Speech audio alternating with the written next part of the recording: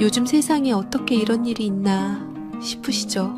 저도 제가 이런 기막힌 사연의 주인공이 될 줄은 꿈에도 몰랐습니다. 남들은 드라마나 소설에나 나올 법한 이야기라고 하지만 이건 제 딸과 우리 가족이 온몸으로 겪어낸 실화입니다. 10년이면 강산도 변한다는데 그 긴 세월 동안 금쪽같이 키운 내 딸의 인생에 거머리처럼 달라붙어 단물을 쪽쪽 빨아먹고는 이제 볼일 다 봤다는 듯 휙 내팽개치려던 한 젊은 놈에 대한 이야기 말입니다. 생각만 해도 지금도 뒷목이 뻐근하고 혈압이 오르는 것 같지만 이 이야기를 끝까지 들어보시면 제 속이 왜 시원하다 못해 후련하기까지 한지 아시게 될 겁니다. 우리 딸 개은이가 대학교 1학년 때였습니다. 하루는 집에 와서 얼굴이 발그레해져서는 설레는 얼굴로 다가와서 제게 깜찍하게 말을 했습니다. 엄마, 나 같은 학교 법대생 오빠를 사귀게 됐어. 남자친구 생기면 엄마한테 가장 먼저 알려달라 해서 말해주는 거야. 제게만 털어놓는다며 남자친구가 생겼다고 수줍게 털어놓더군요. 그놈이 바로 최진혁이었습니다. 저는 엄마로서 갓 20살 된 딸이 걱정스러웠지만 며칠 뒤에 딸애가 진혁이를 집에 데려온다는 얘기에 지켜보기로 했습니다. 그런데 걱정과는 달리 어찌나 훤칠하고 예의가 바른지 저랑 남편은 첫눈에 그놈을 마음에 쏙 들어 했죠. 말수도 적당하고 어른들 말씀 하나하나 귀담아 듣는 태도가 참 반듯해 보였습니다. 그때만 해도 진혁이네 집안이 꽤 괜찮았습니다. 아버지가 중소기업을 운영하셨는데 사업이 꽤 잘 된다고 들었거든요. 우리 집도 남부럽지 않게 사는 편이라 둘이 생각보다 오랫동안 만나는 걸 보면서 남편은 벌써부터 설레발치며 최서방하며 사위 대접을 톡톡히 했습니다. 저 역시 우리 개운이 남자 하나는 잘 골랐구나 싶어 흐뭇했고요. 그렇게 두 아이는 캠퍼스 커플로 알콩달콩 예쁘게 사랑을 키워나갔습니다. 학교 다닐 땐 물론이고 졸업하고 우리 딸이 먼저 대기업에 취직한 뒤에도 둘의 사이는 변함이 없었죠. 진혁이는 졸업 후 로스쿨에 들어가 변호사 시험을 준비했습니다. 공부하는 아들 뒷바라지하는 심정으로 저도 주말마다 진혁이 먹을 밑반찬이며 보양식을 바리바리 싸서 딸의 편에 보내주곤 했습니다. 그때만 해도 그놈은 그걸 받아들고는 어머니, 정말 감사합니다. 꼭 합격해서 은혜 갚겠습니다. 깍듯하게 인사를 하던 놈이었습니다. 모든 것이 순조로워 보였습니다. 진혁이가 시험에만 합격하면 양가 부모님 모시고 상견례하고 날짜 잡는 일만 남았다고 생각했죠. 그런데 사람 인생이라는 게 참 한치 앞을 모르는 거더군요. 진혁이가 시험을 1년 앞둔 어느 가을밤이었습니다. 다 늦은 시간에 딸애한테 전화가 왔는데 애 목소리가 심상치 않았습니다. 울음이 잔뜩 섞인 목소리로 말하더군요. 엄마, 빨리 좀 나와봐. 심장이 덜컥 내려앉아 급하게 옷을 챙겨 입고 아파트 현관문을 나섰는데 세상에 우리 딸이 웬 커다란 캐리어 옆에 웅크리고 앉아 울고 있는 진혁이의 등을 토닥여주고 있는 겁니다. 개은아, 이게 무슨 일이냐? 제 목소리에 고개를 든 진혁이의 얼굴은 눈물 콧물로 범벅이 되어 있었습니다. 차마 말을 잇지 못하고 어깨만 들썩이는 그놈 대신 딸애가 자초지종을 설명했습니다. 아버지가 믿었던 동업자에게 사기를 당해 회사가 부도가 났고 집이며 차며 모든 재산이 하루아침에 압류당했다는 겁니다. 충격을 이기지 못한 아버지는 쓰러져 병원에 입원하셨고 어머니는 이혼 서류 한 장 남기고 집을 나가버렸다고요. 그야말로 드라마에서나 보던 일이었습니다. 어제까지 멀쩡했던 집안이 하루아침에 풍비박산이 난 거죠. 갈 곳이 없어진 진혁이는 캐리어 하나에 짐을 되는 대로 쑤셔넣고 무작정 우리 집 앞으로 찾아온 거였습니다. 그날 밤 저희 부부는 잠을 이룰 수가 없었습니다. 남편은 담배만 뻑뻑 태우며 한숨을 쉬었고 저는 눈앞이 캄캄했습니다. 솔직한 심정으로는 딸애가 이쯤에서 그놈과 인연을 정리했으면 싶었습니다. 이제 막 사회생활 시작한 내 딸 인생에 저렇게 큰 짐을 지게 하고 싶지 않은 게 어미 마음 아니겠습니까? 하지만 우리 딸은 제 생각보다 훨씬 더 마음이 깊고 단단한 아이였습니다.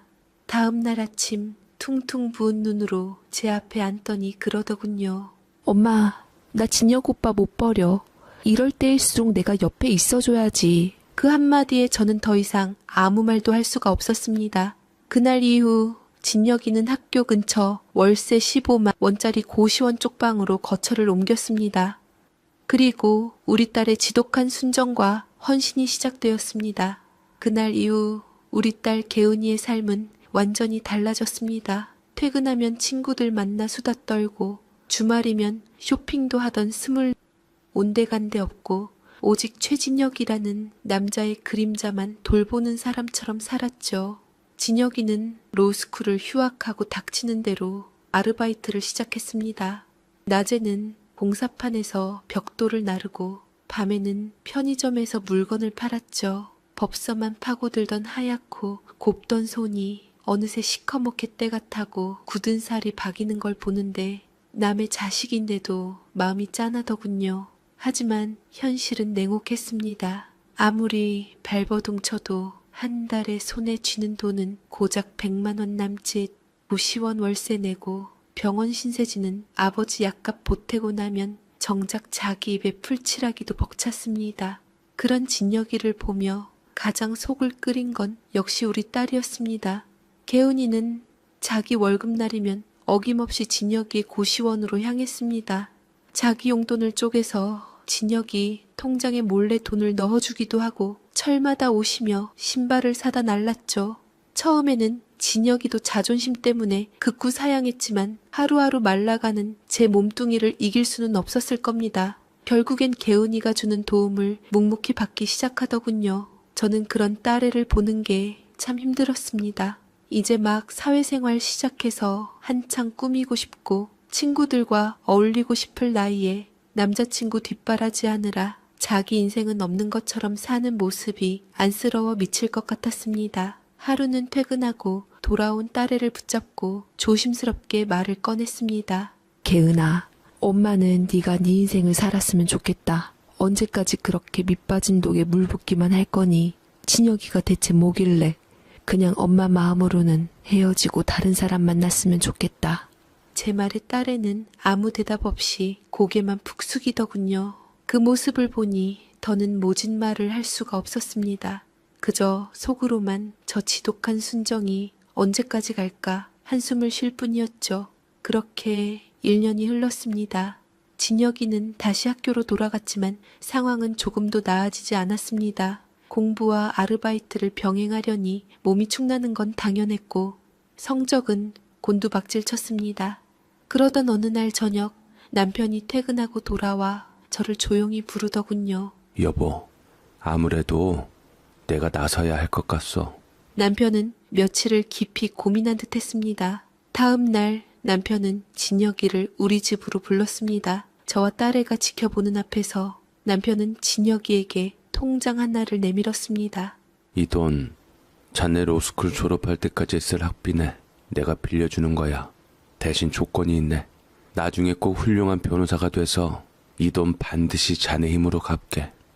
이건 자네 자존심을 지켜주기 위한 내 마지막 배려야. 아버님, 제가 어떻게 이걸 받게? 괜찮아. 그냥 빌려주는 거 아니라고 했잖아. 우리 이랑 함께 성장하는 거 보면서 자네를 아들처럼 생각했는데 그간 정으로도 이 정도는 해줄 수 있네. 그 순간 진혁이는 남편 앞에 무릎을 꿇고 엉엉 울었습니다. 바닥에 이마를 찧어가며 서럽게 울더군요. 아버님, 정말 감사합니다. 이 은혜 평생 잊지 않겠습니다. 애처로운 그 모습을 보는데 저도 모르게 눈시울이 뜨거워졌습니다. 그래, 저놈 심성은 착한 녀석이야. 지금의 고생이 나중에 더 큰 사람이 되기 위한 밑거름이 되겠지.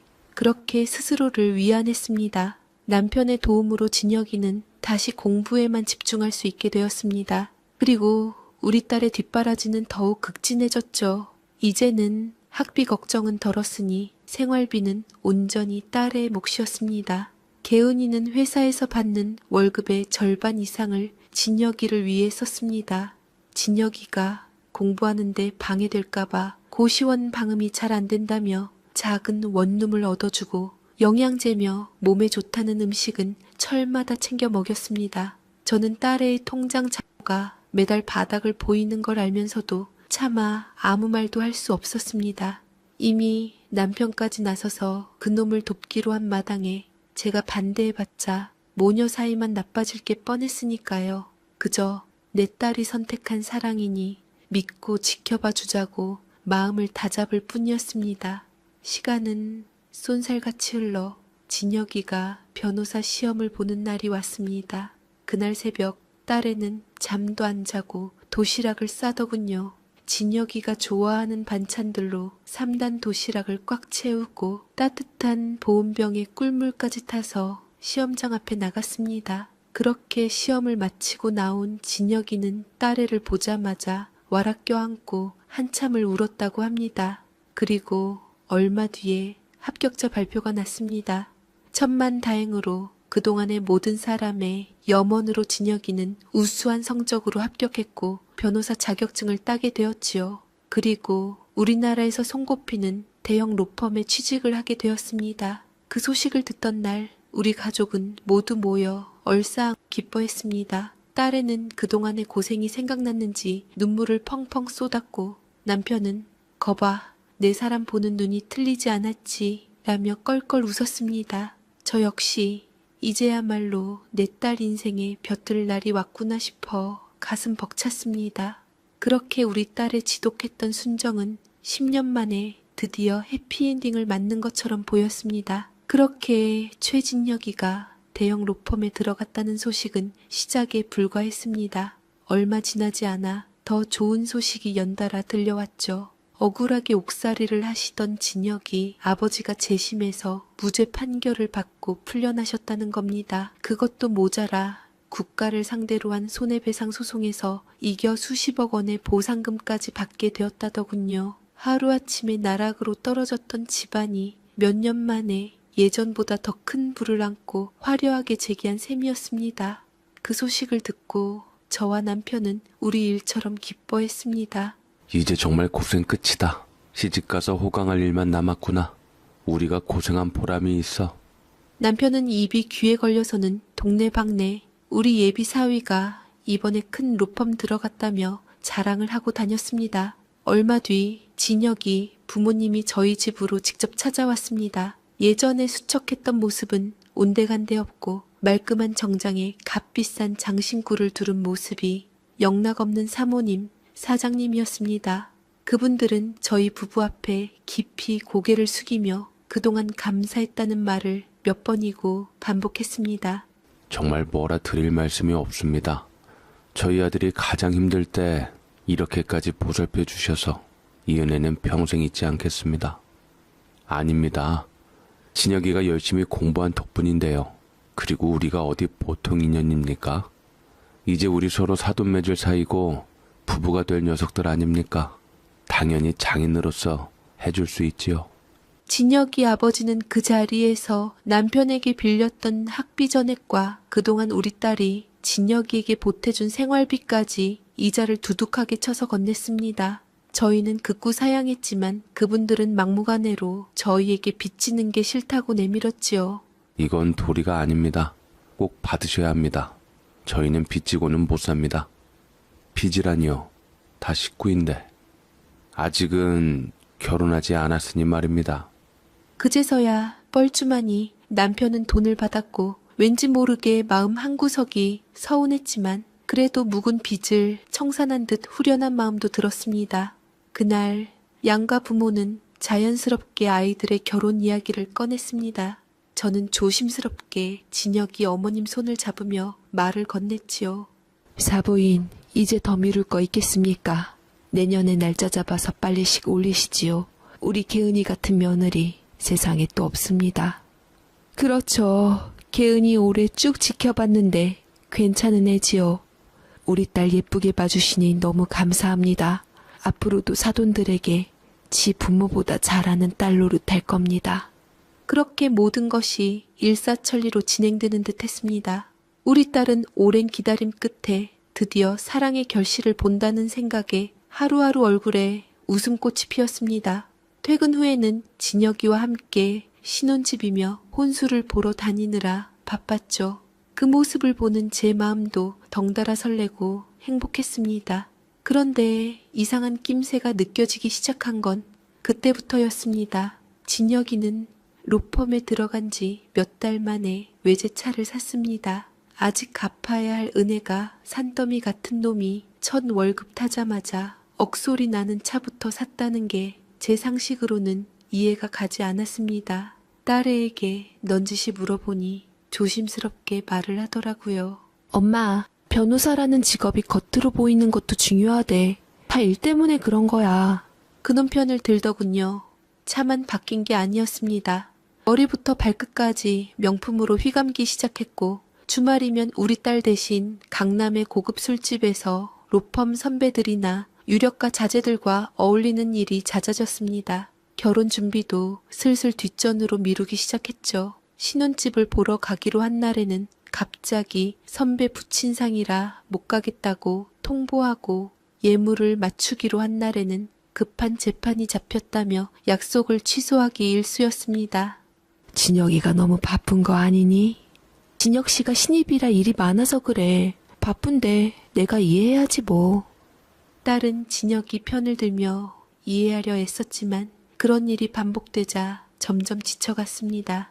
주말 내내 진혁이만 기다리다 허탕을 치고는 저녁 늦게 풀이 죽어 집으로 돌아오는 딸의 뒷모습을 볼 때마다 제 속은 까맣게 타들어갔습니다. 어느 날 저녁 제가 보다 못해 한마디 했습니다. 개은아, 너희 요즘 무슨 문제 있니? 진혁이 사람이 좀 변한 것 같더구나. 그런 거 아니야. 진짜 바빠서. 진혁 오빠가 너무 바빠서. 제 말에 딸애는 애써 웃으며 고개를 저었지만 눈가는 이미 빨갛게 달아올라 있었습니다. 그날 밤 딸의 방에서 밤늦도록 흐느끼는 소리가 들렸습니다. 불길한 예감은 틀리는 법이 없더군요. 저는 진혁이의 눈빛이 변했다는 걸 느꼈습니다. 예전에는 우리 딸을 볼 때마다 꿀이 뚝뚝 떨어지는 눈으로 바라보던 놈이 어느 순간부터인가 귀찮고 성가시다는 듯한 표정을 숨기지 못했습니다. 우리 집에 와서도 예전처럼 싹싹하게 굴지 않고 소파에 드러누워 휴대폰만 만지작거리기 일쑤였죠. 그놈의 태도가 결정적으로 이상하다고 느낀 건 제 생일날이었습니다. 해마다 제 생일이면 제일 먼저 찾아와 어머니 생신 축하드립니다 라며 꽃다발을 안기던 놈이었습니다. 그런데 그 해에는 전화 한 통 없더군요. 딸애가 몇 번이나 전화를 걸었지만 받지도 않았습니다. 저녁 늦게서야 겨우 연락이 닿았는데 한다는 소리가 깜빡했네. 죄송해요 어머니였습니다. 그 건조한 목소리를 듣는 순간 제 마음속에서 무언가 툭 하고 끊어지는 소리가 났습니다. 진혁이가 변했구나. 완전히 다른 녀석이 됐구나. 그날 이후 저는 딸아이 몰래 진혁이의 뒷모습을 지켜보기 시작했습니다. 그리고 얼마 지나지 않아 제 불길한 예감이 끔찍한 현실이 되어가고 있다는 것을 알게 되었습니다. 그놈은 우리 딸이라는 든든한 동아줄을 붙잡고 있으면서 더 높이 올라갈 수 있는 새로운 동아줄을 찾아 헤매고 있었습니다. 날개가 돋아나니 자기를 날게 해준 둥지는 거추장스러워진 것이었죠. 제 예감은 틀리지 않았습니다. 최진혁, 그놈은 우리 딸 몰래 다른 세상을 꿈꾸고 있었습니다. 결혼 준비는 핑계만 대며 차일피일 미루면서 밤에는 강남에 번쩍이는 사교클럽을 제 집처럼 드나들더군요. 거기서 뭘 하고 다니는지는 불 보듯 뻔했습니다. 변호사라는 번듯한 명함을 무기 삼아 더 좋은 배경을 가진 여자들을 만나고 다니는 것이었죠. 저는 차마 이 사실을 딸에게 말할 수 없었습니다. 제 입으로 딸의 10년 순정을 무너뜨리고 싶지 않았습니다. 그저 개은이가 스스로 깨닫고 마음을 정리하기를, 그래서 덜 상처받기를 바랄 뿐이었습니다. 하지만 우리 딸은 너무 착하고 순진했습니다. 진혁이의 변명을 곧비곧대로 믿으며 오히려 자기 탓을 하더군요. 그 모습을 보는 제 속은 시커멓게 숫덩이가 되어갔습니다. 그러던 어느 날 딸의 친구에게서 전화 한 통을 받았습니다. 백화점 VIP 라운지에서 일하는 친구였는데 얼마 전에 최진혁이 웬 젊은 여자와 함께 와서 수백만 원짜리 명품 가방을 사가는 걸 봤다는 겁니다. 우리 딸은 회사 창립 기념일에 받은 상품권으로 산 낡은 가방을 몇 년째 들고 다니는데 다른 여자에게는 그런 비싼 선물을 했다는 사실에 피가 거꾸로 솟는 것 같았습니다. 저는 참다 못해 딸애를 앉혀놓고 어렵게 말을 꺼냈습니다. 개은아, 진혁이 혹시 다른 여자 있는 거 아니니? 아무래도 엄마가 보기에는 진혁이가 마음이 좀 변한 것 같다. 예전 같지가 않아. 엄마, 무슨 그런 섭섭한 소리래. 그런 거 아니야. 제 말에 딸의 얼굴이 하얗게 굳으며 강하게 부정하더군요. 하지만 제가 백화점 이야기를 꺼내자 딸애는 더 이상 아무 말도 하지 못했습니다. 그저 입술만 파르르 떨고 있었죠. 그날 밤 딸애는 진혁이에게 전화를 걸어 사실을 확인하려 했지만 그 녀석은 끝내 전화를 받지 않았습니다. 그 일이 있고 며칠 뒤였습니다. 딸애는 여전히 진혁이의 변명을 기다리고 있었습니다. 분명 오해가 있을 거야, 뭔가 사정이 있었을 거야 라며 스스로를 다독이는 모습이 위태로워 보였습니다. 그 주 주말 딸애는 새벽부터 일어나 진혁이가 좋아하는 갈비찜이며 잡채를 만들기 시작했습니다. 엄마, 나 오늘 진혁 씨 사무실에 좀 다녀오려고. 요즘 통 얼굴도 못 보고 밥도 제대로 못 챙겨 먹는 것 같아서. 저는 말리고 싶었지만 제 말을 들을 아이가 아니란 걸 알기에 그저 말없이 딸이 만든 음식을 보실하게 담아주었습니다. 그래, 가서 얼굴 보고 오해 있으면 풀고 와라. 그렇게 딸을 떠나보내고 저는 온종일 가시방석에 앉은 듯 불안한 마음을 떨칠 수가 없었습니다. 저녁이 다 되어서야 딸애가 집으로 돌아왔습니다. 그런데 모습이 말이 아니었습니다. 얼굴은 하얗게 질려 핏기 하나 없었고 두 눈은 텅 비어 초점을 잃은 듯 했습니다. 손에 들려 있어야 할 도시락통은 보이지 않았죠. 저는 직감했습니다. 올 것이 왔구나 싶었지요. 개은아, 무슨 일 있었어? 제 물음에 딸애는 대답 대신 소파에 쓰러지듯 주저앉아 엉엉 울기 시작했습니다. 한참을 목 놓아 울던 딸은 간신히 울음을 그치고는 떨리는 목소리로 그날 있었던 일을 털어놓았습니다. 딸애는 점심시간에 맞춰 진혁이의 로펌을 찾아갔다고 합니다. 사무실 문이 살짝 열려 있었는데 안에서 진혁이와 동료 변호사가 나누는 대화 소리가 들려왔답니다. 딸애는 반가운 마음에 노크를 하려다 들려오는 이름에 그 자리에 얼어붙었다고 합니다. 너 진짜 괜찮겠어? 헌 씨한테 다 들키면 어쩌려고. 결혼 날짜까지 잡아놓고. 걱정 마. 어차피 정리할 거였어. 언니는 그냥 보험 같은 거였고 이젠 노는 물이 달라졌잖아. 하긴 결혼은 현실이지. 이래서 헌신하면 헌신짝 된다니까. 나도 헌신하면 고마운 줄만 알았는데 다 그게 부담이더라. 그래도 우리 엄마 아버지가 부모님한테 돈은 다 줬으니 빚은 해결된 거지. 사귀다 만변하는 거 흔한 건데. 나도 이제 그만 부담 느끼고 싶다. 보험, 부담, 제 딸의 10년 헌신을 그놈은 고작 보험이라는 두 글자로 정리해버린 겁니다. 딸애는 심장이 두근두근 거리면서 그 말을 다 듣고 있었고 그 뒤에 이어진 말을 듣고는 그 자리에 주저앉을 뻔했다고 합니다. 이번에 선본 집안 아버지가 장관급이라던데 그쪽이랑 잘 되면 또 인생 피는 거다. 당연하지. 병원장 딸은 좀 아깝게 됐지만 이쪽이 훨씬 더 대여잖아. 변호사 와이프 자리가 어디 니 같은 애한테 어울리는 자리냐? 딸애는 더 이상 듣고 있을 수가 없었다고 합니다. 손에 들고 있던 도시락통을 바닥에 떨어뜨리는 소리에 진혁이가 놀라 문을 열고 나왔답니다. 그리고 문 앞에 서 있는 딸애를 보고는 귀신이라도 본 듯한 표정을 짓더군요. 그 순간 딸애는 아무 말도 하지 않고 뒤돌아섰다고 합니다. 뒤에서 진혁이가 딸아이가 가는 것을 보고도 희죽 웃고는 보고만 있었고 딸애는 그 표정을 본 뒤 소름이 돋아 배신감에 그 건물을 빠져나왔다고요. 이야기를 마친 딸애는 다시 갓난아기처럼 서럽게 울었습니다. 저는 아무 말 없이 딸의 등을 쓸어주었습니다. 제 가슴은 갈기갈기 찢어지는 것 같았지만 지금은 제가 울 때가 아니었습니다. 제 딸을 지켜야 했습니다. 그 배은망덕한 놈으로부터, 그리고 무너져 내리는 자기 자신으로부터. 그날 밤 저는 결심했습니다. 더 이상 내 딸이 저런 놈 때문에 눈물 흘리게 두지 않겠다고. 우리 집은 웃음소리가 사라졌습니다. 딸애는 방에 틀어박혀 나오지 않았고 며칠 동안 물 한 모금 제대로 넘기지 못했습니다. 10년 동안 쌓아 올린 사랑과 믿음이 한순간에 모래성처럼 무너져 내렸으니 그 심정이 오죽했겠습니까? 멍하니 허공만 바라보다가도 밤이 되면 이불을 뒤집어 쓰고 어깨를 들썩이며 울었습니다.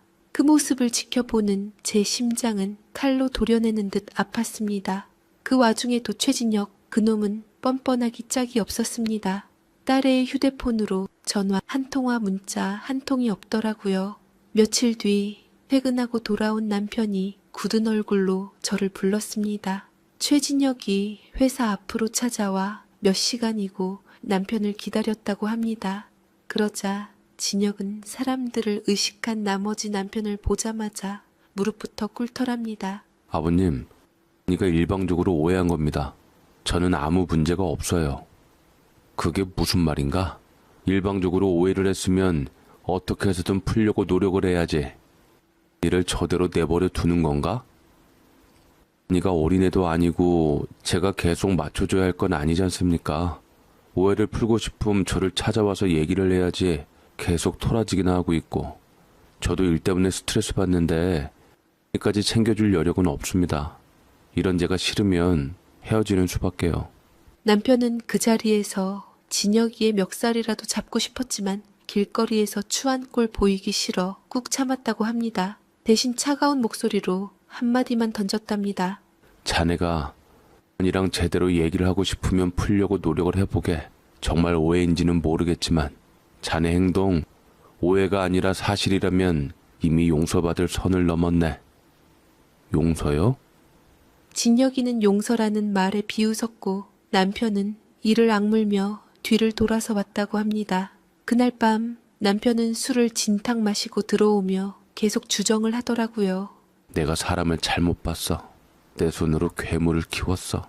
자책하는 남편의 등을 두드려주는데 저 역시 눈물이 왈칵 쏟아졌습니다. 우리 부부의 선의가, 우리 딸의 헌신이 결국 저런 배신으로 돌아왔다는 사실이 참을 수 없이 분하고 원통했습니다. 이대로는 안 되겠다 싶었습니다. 이 문제를 이렇게 흐지부지 넘길 수는 없었습니다. 저는 다음 날 아침 진혁이 어머니에게 전화를 걸었습니다.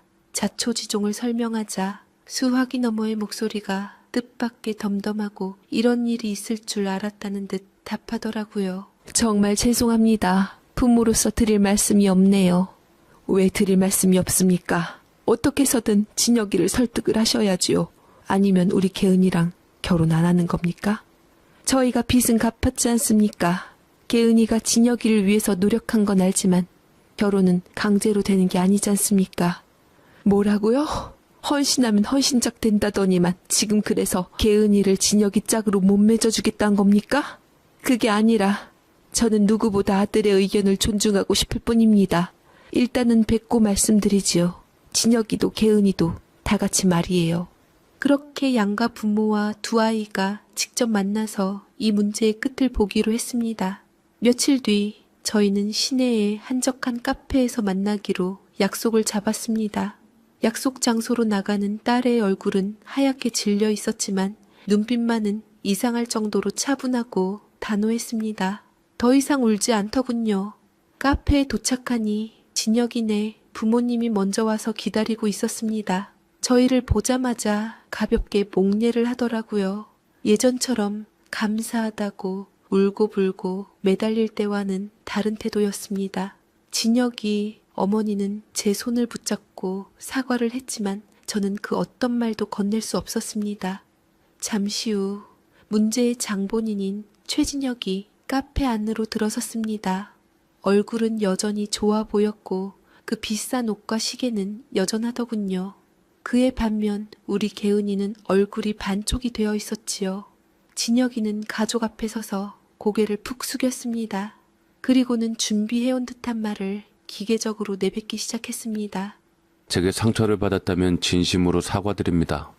하지만 저희는 다 큰 성인이고 결혼에 대해 결정할 권리가 있다고 생각합니다. 저희가 이미 혼인신고를 한 것도 아니고 그냥 흘러가는 대로 마음 가는 대로 했으면 좋겠습니다. 진혁이가 뻔뻔스럽게 얘기를 하자 조용히 듣고만 있던 우리 딸이 처음으로 입을 열었습니다. 오빠가 원하는 게 그거야? 마음 가는 대로? 딸의 말에 카페 안의 공기가 순간 얼어붙었습니다. 진혁이가 입을 굳게 다물고 개은이를 쳐다보았고 딸애는 그 눈을 똑바로 쳐다보며 말을 이었습니다. 네가 나한테 한 짓은 짐승도 안 할 짓이야. 나를 저울 위에 올려놓고 더 좋은 조건 여자랑 비교하며 나를 버리기로 선택한 거잖아. 안 그래? 그 말에 진혁이는 아무 대답도 하지 못했습니다. 그때였습니다. 카페 문이 열리며 웬 젊고 화려하게 차려입은 여자가 안으로 들어왔습니다. 그리고는 주위를 두리번거리다 진혁이를 발견하고는 환하게 웃으며 다가왔습니다. 어머, 진혁씨, 여기서 다 보네? 어쩐 일이야? 이분들은 부모님이셔? 그 여자는 바로 진혁이가 백화점에서 명품 가방을 사주었던 병원장 딸 유세라였습니다. 순간 카페 안의 모든 사람들이 그 자리에 얼어붙었습니다. 뜻밖의 얼굴에 의연했던 진혁이의 얼굴은 하얗다 못해 파랗게 질려갔죠. 그야말로 아수라장이었습니다. 유세라는 어리둥절한 표정으로 우리와 진혁이를 번갈아 쳐다봤고 진혁이 부모님은 망연자실한 얼굴로 아들을 바라봤습니다. 그 아수라장의 한가운데서 우리 딸은 오히려 가장 침착한 표정으로 그 여자를 향해 입을 열었습니다. 그 한마디가 모든 배신의 서막을 찢어 발기는 신호탄이 될 줄은 그때는 아무도 몰랐습니다. 그야말로 아수라장이었습니다. 갑자기 나타난 젊은 여자는 어리둥절한 표정으로 우리 테이블과 최진혁을 번갈아 쳐다봤고 진혁이의 얼굴은 종이장처럼 하얗게 질려 있었죠. 그놈 부모님은 차마 고개도 들지 못하고 바닥만 내려다보고 있었습니다. 그 숨막히는 정적을 깬 건 놀랍게도 제 딸 개은이었습니다. 딸애는 자리에서 일어나 그 여자에게 가볍게 목례를 하더군요. 그리고는 아주 차분하고 또렷한 목소리로 말했습니다. 안녕하세요. 저는 이 남자와 10년 동안 만났고 곧 결혼할 사이였습니다. 그거 아시고 진혁씨 만난 거예요? 딸의 목소리에는 더 이상 슬픔이나 미련이 담겨 있지 않았습니다. 그저 차가운 사실을 전달할 뿐이었죠. 그 말을 들은 여자의 눈이 동그래졌습니다. 네? 결혼이요? 그게 아니고 여자는 믿을 수 없다는 듯 진혁이를 쳐다봤고 진혁이는 어쩔 줄 모르며 말까지 더듬더군요. 딸애는 거기서 멈추지 않았습니다. 그런데 얼마 전에 알게 됐네요. 저 모르게 다른 분들을 만나고 다니셨다는 걸요. 아마 그쪽도 그중 한 분이셨나 봅니다. 그제야 상황 파악이 된 듯 여자의 얼굴이 새빨갛게 달아올랐습니다. 여자는 잠시 아무 말 없이 진혁이를 노려보더니 그대로 손을 들어 그놈의 뺨을 세차게 후려쳤습니다. 야, 너 결혼할 여자 있으면서 지금 나한테 찝적댄 거야? 공부하느라 여자 만난 적도 없다며. 내가 처음 만난 여자라고 하지 않았어? 쩌렁쩌렁한 소리가 카페 안에 울려 퍼졌고 주변 사람들이 모두 우리 쪽을 쳐다봤습니다. 여자는 분이 안 풀리는지 들고 있던 가방으로 진혁이의 어깨를 한 번 더 내리치고는 라는 말을 남기고 쌩하니 카페를 나가버렸습니다. 그 모든 광경을 저희는 그저 말없이 지켜볼 뿐이었습니다. 한바탕 폭풍이 휩쓸고 간 자리에는 처참한 침묵만이 남았죠. 진혁이는 얻어맞은 뺨을 감싸 쥔 채 고개를 푹 숙이고 있었고 남편은 결국 참지 못하고 자리에서 벌떡 일어났습니다. 이놈, 네가 사람이야? 우리가 너를 어떻게 뒷바라지했는데. 남편은 아들의 등짝을 주먹으로 몇 번이고 내리쳤습니다. 그러자 그 녀석 어머니가 옆에서 남의 아들 그만 잡으세요. 결혼했다 바람핀 것도 아니고 대체 왜 그러시는데요? 돈도 다 드렸잖아요. 필사적으로 남편을 말렸지만 이미 눈물로 얼굴이 범벅이 되어 있었습니다. 그 꼴을 더는 보고 있을 수가 없었습니다. 남편이 씩씩대다가 도저히 분이 안 풀렸던지 제 어깨를 감쌌습니다. 여보, 하나 가자. 여기서 더 볼 일 없다. 남편의 말에 저와 딸애는 미련 없이 자리에서 일어섰습니다. 뒤에서 진혁이 어머니가 이제 다 끝난 거냐고 확인사살하면서 저희를 붙잡았지만 저희는 더 이상 상종하고 싶지 않아 한 번도 뒤돌아보지 않고 그 카페를 빠져나왔습니다. 집으로 돌아오는 차 안에서는 아무도 말을 하지 않았습니다. 저는 운전하는 남편의 옆모습을 그리고 뒷좌석에 앉은 딸의 얼굴을 번갈아 쳐다봤습니다. 딸애는 창밖만 멍하니 바라보고 있었는데 그 얼굴에 눈물 한 방울 흐르지 않았습니다. 그 모습이 오히려 더 마음 아팠습니다. 울음조차 나오지 않을 만큼 마음속이 텅 비어버린 것이겠지요. 그날 밤 딸애는 자기 방에 있던 모든 물건을 정리하기 시작했습니다. 진혁이와 함께 찍었던 사진들, 그놈에게 받았던 편지와 선물들, 10년의 세월이 담긴 모든 흔적들을 하나도 남김없이 검은 비닐봉지에 쓸어 담더군요. 그리고는 다음 날 아침 그 봉지를 아파트 쓰레기 분리수거장에 말없이 버리고 출근했습니다.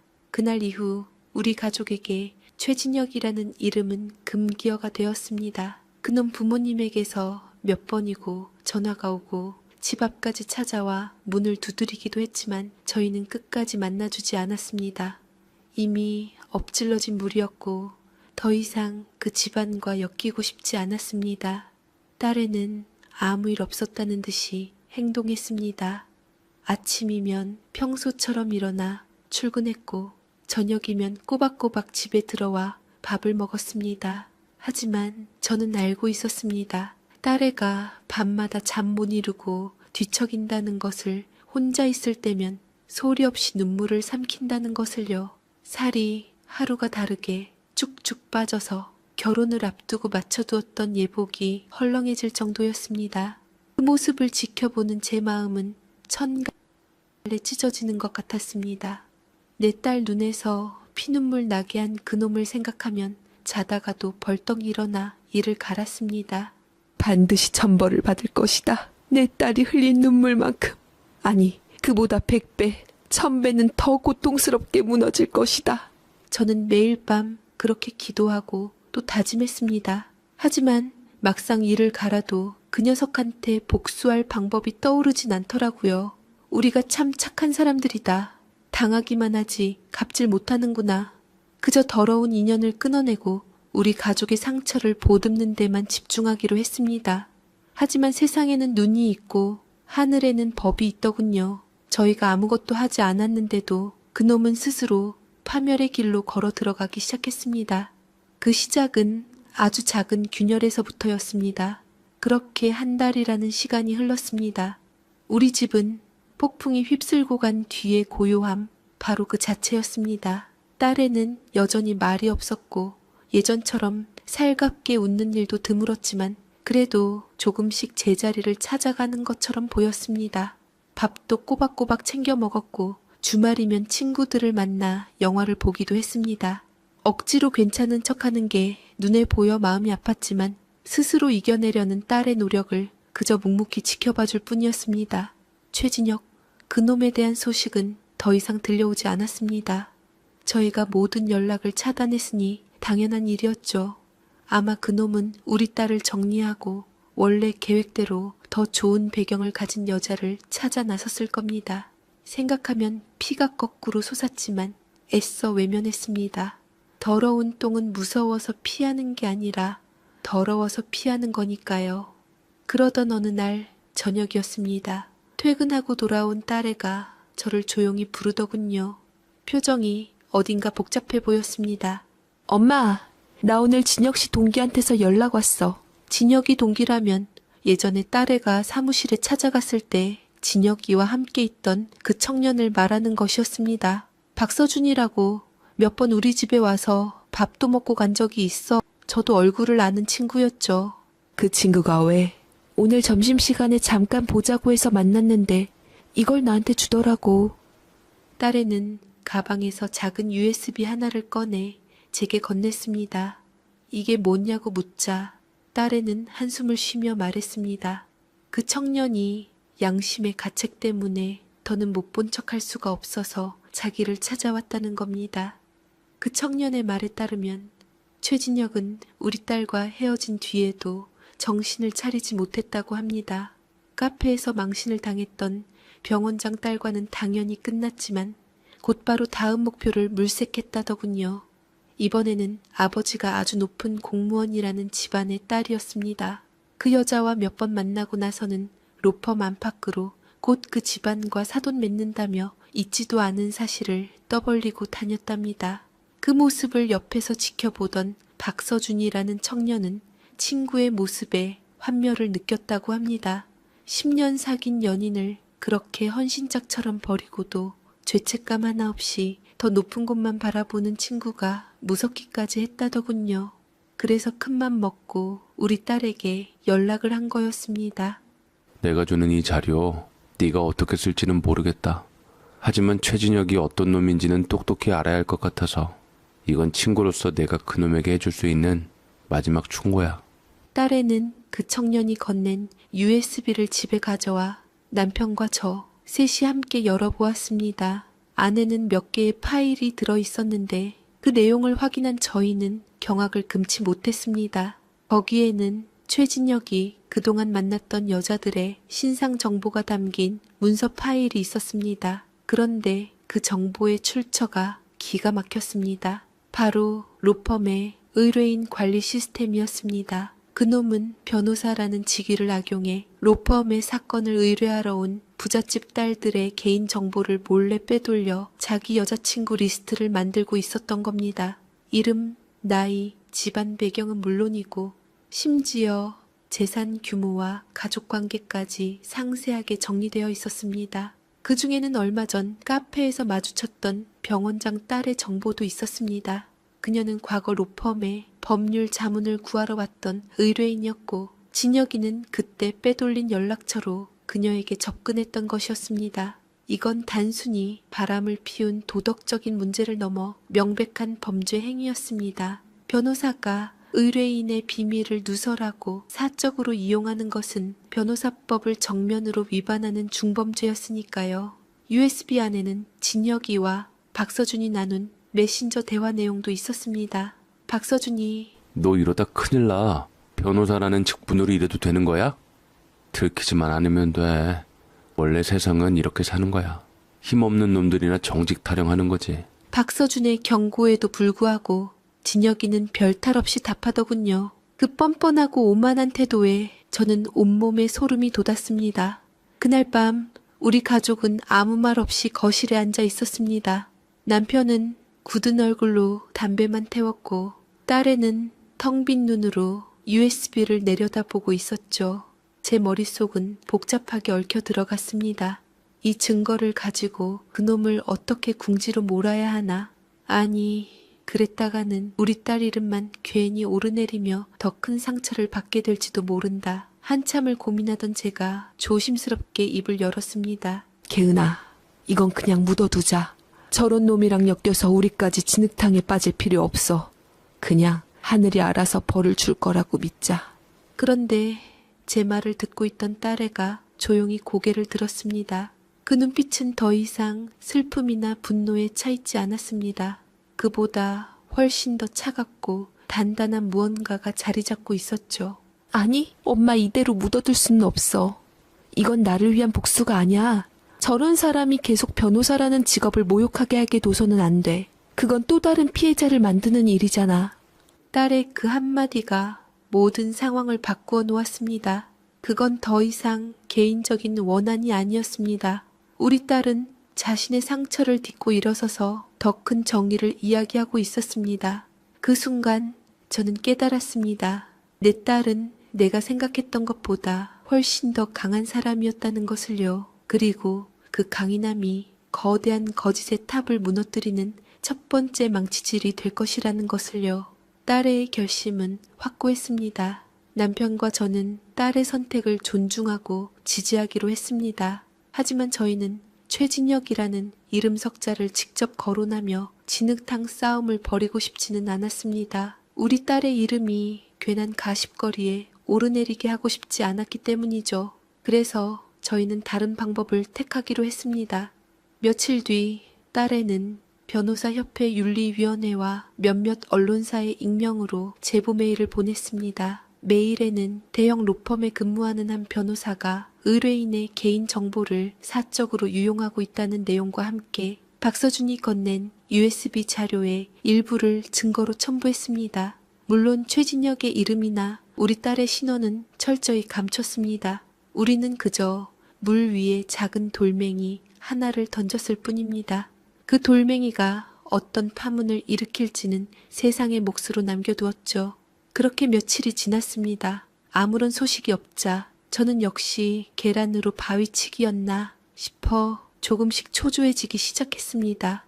그런데 정말 세상에는 보이지 않는 힘이 존재하는 걸까요?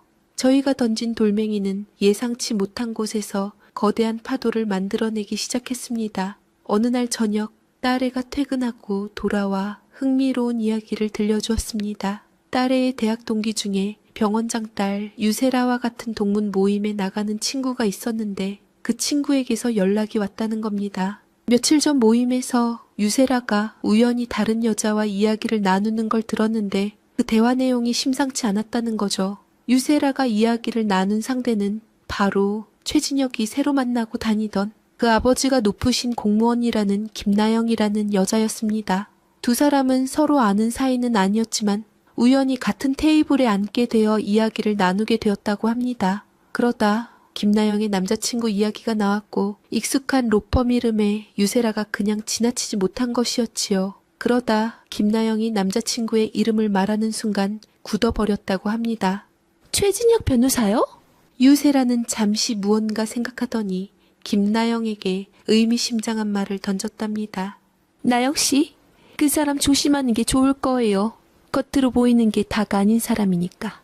그 한마디가 모든 것의 시작이었습니다. 찝찝한 기분을 떨칠 수 없었던 김나영은 그날 이후 최진혁을 뒷조사하기 시작했다고 합니다. 그리고 얼마 지나지 않아 최진혁에게 결혼까지 약속했던 10년 사귄 여자친구가 있었다는 사실과 그 여자친구를 버리고 유세라에게 접근했다가 망신을 당했다는 사실까지 모두 알게 된 거죠. 자신이 세 번째 여자 혹은 그 이상의 여자일 수도 있다는 사실에 분노한 김나영은 가만히 있지 않았습니다. 그녀의 아버지는 평생을 청렴결백하게 살아온 것을 자부심으로 여기는 분이었는데 자기 딸이 이런 지저분한 스캔들에 휘말렸다는 사실에 대노했다고 합니다. 그때부터 상황은 저희가 상상했던 것보다 훨씬 더 빠르게 돌아가기 시작했습니다. 먼저 김나영의 아버지가 로펌 대표에게 직접 전화를 걸어 최진혁의 행실에 대해 강력하게 항의했습니다. 동시에 유세라 집안 병원 측에서도 저희가 제보한 내용을 근거로 의뢰인 정보 유출 혐의에 대한 진상조사를 로펌에 공식적으로 요구하고 나섰습니다. 대한민국에서 내로라 하는 두 집안이 동시에 문제를 제기하자 로펌은 발칵 뒤집혔습니다. 로펌은 즉시 내부 감사에 착수했고 최진혁이 의뢰인 관리 시스템에 무단으로 접근한 기록을 찾아내는 것은 그리 어려운 일이 아니었습니다. 그가 빼돌린 정보가 한두 건이 아니라는 사실까지 밝혀지면서 사태는 걷잡을 수 없이 커졌습니다. 최진혁이 쌓아 올린 거짓의 탑은 그렇게 꼭대기부터 무너져 내리기 시작했습니다. 저희는 그저 멀리서 지켜볼 뿐이었습니다. 저희가 한 일은 진실의 씨앗을 심은 것뿐인데 그 씨앗이 스스로 뿌리를 내리고 줄기를 뻗어 거대한 탑을 휘감고 조여오는 모습은 실로 무서웠습니다.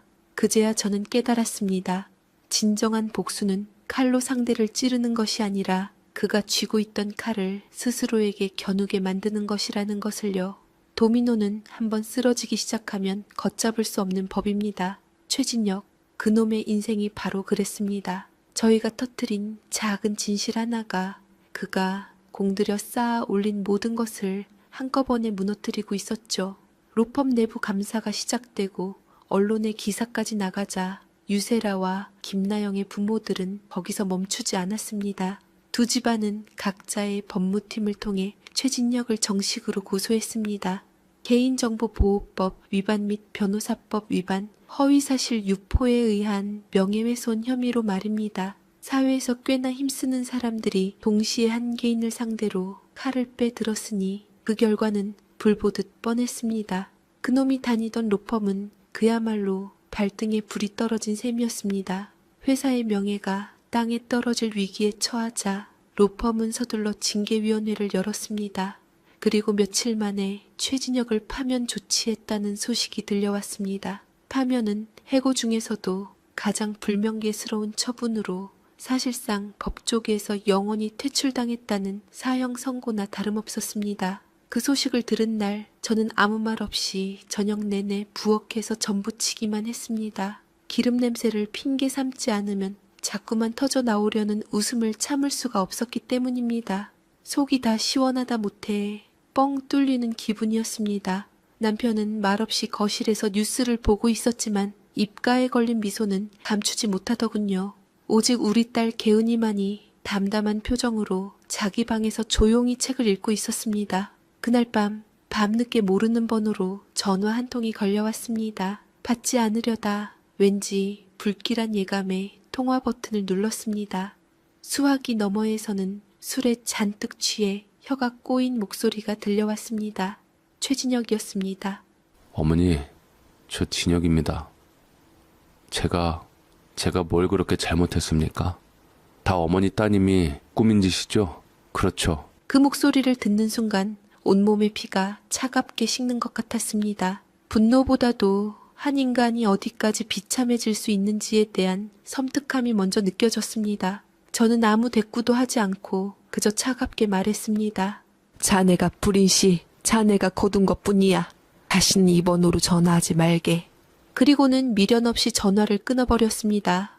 잠시 후 이번에는 딸의 휴대폰이 울리기 시작했습니다. 딸은 액정을 한번 쳐다보더니 그대로 전원을 꺼버리더군요. 그날 이후로 저희 가족은 모두 전화번호를 바꿨습니다. 최진혁의 몰락은 거기서 끝나지 않았습니다. 두 건의 고소는 재판까지 갈 것도 없이 진혁이가 모든 혐의를 인정하고 막대한 금액의 합의금을 물어주는 것으로 마무리되었다고 합니다. 그 돈을 마련하기 위해 얼마 전에 뽑았던 외제차도 팔고 부모님에게 손까지 벌렸다는 소문이 들려왔습니다.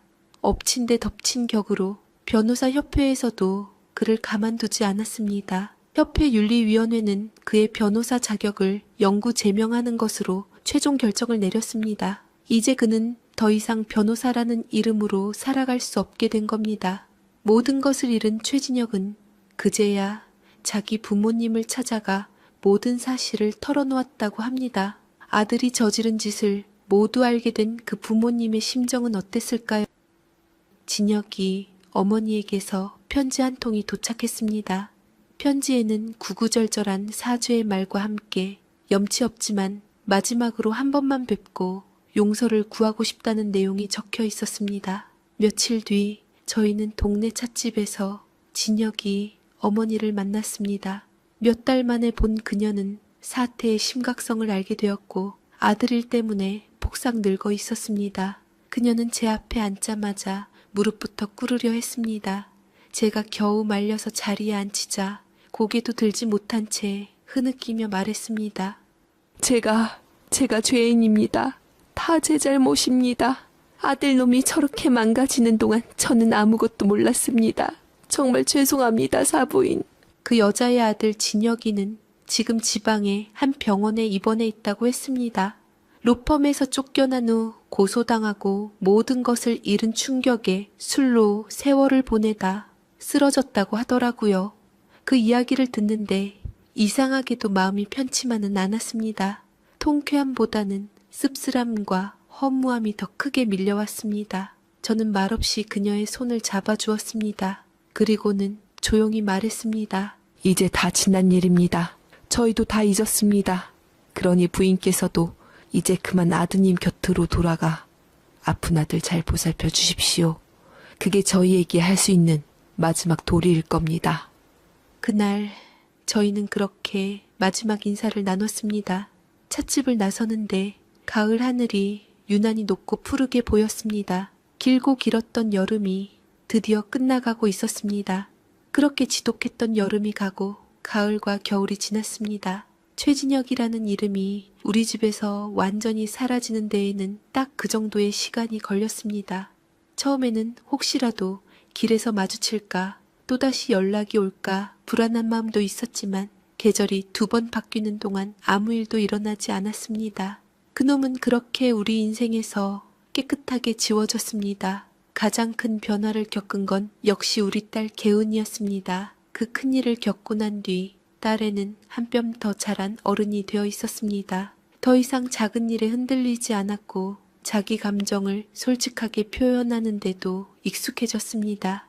예전에는 늘 누군가를 챙기고 배려하느라 자기 자신을 돌볼 줄 몰랐던 아이였는데 이제는 스스로를 아끼고 사랑하는 법을 터득한 듯 보였습니다. 주말이면 등산을 가거나 그림을 배우러 다니며 자기만의 시간을 가졌고 회사에서도 능력을 인정받아 중요한 프로젝트를 맡게 되었다며 의욕을 불태웠습니다. 잃어버렸던 웃음을 되찾은 딸의 얼굴을 볼 때마다 저와 남편은 비로소 안도의 한숨을 내쉴 수 있었습니다. 그러던 어느 봄날이었습니다. 주말 저녁에 온 가족이 거실에 모여 과일을 깎아 먹고 있는데 딸애가 조심스럽게 입을 열더군요. 엄마, 아빠, 나 만나는 사람 생겼어.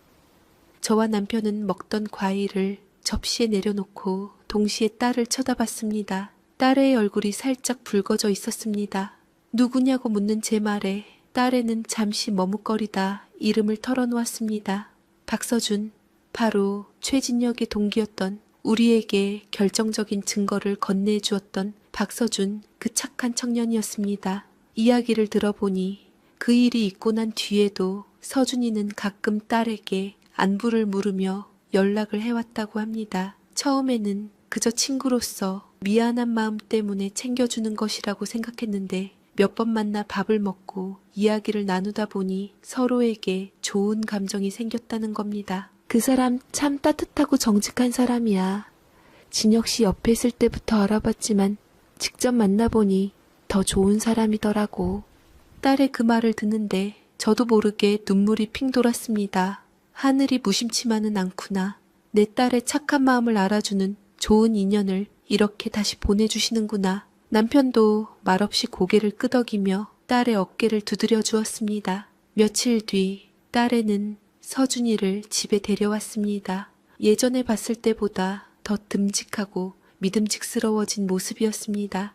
서준이는 저희 부부 앞에 정중하게 인사를 하고는 과일 바구니 대신 두툼한 책 한 권을 내밀었습니다. 딸애가 평소에 읽고 싶어 하던 책이라며 서점에서 어렵게 구한 초판본이라고 하더군요. 그 소박하지만 진심 어린 선물에 저와 남편은 단번에 그 청년의 마음을 읽을 수 있었습니다. 그날 이후 우리 집에는 다시 웃음꽃이 피기 시작했습니다. 서준이는 주말마다 우리 집에 찾아와 남편과 함께 바둑을 두기도 하고 저를 도와 함께 저녁을 준비하기도 했습니다. 그 모습을 보고 있으면 마치 오랫동안 잃어버렸던 아들을 되찾은 듯한 기분이 들었습니다. 시간이 흘러 작년 가을이었습니다. 딸과 서준이는 양가 부모님을 모시고 조촐하게 결혼식을 올렸습니다. 화려한 예식장 대신 작은 갤러리를 빌려 가까운 친지들만 초대해 서로의 앞날을 축복해 주었죠. 순백의 드레스를 입고 세상에서 가장 행복한 미소를 짓는 딸의 얼굴을 보는데 지난 몇 년간의 아픔과 서름이 눈 녹듯 사라지는 것 같았습니다. 요즘도 저는 가끔 그날의 일들을 떠올립니다. 최진혁, 그놈은 지금 어디서 어떻게 살고 있을까요? 풍문으로 듣기로는 몸이 좀 나아진 뒤에 부모님이 차려준 작은 사무실에서 근근히 살아간다고 들었습니다. 그를 동정하지도 저주하지도 않습니다.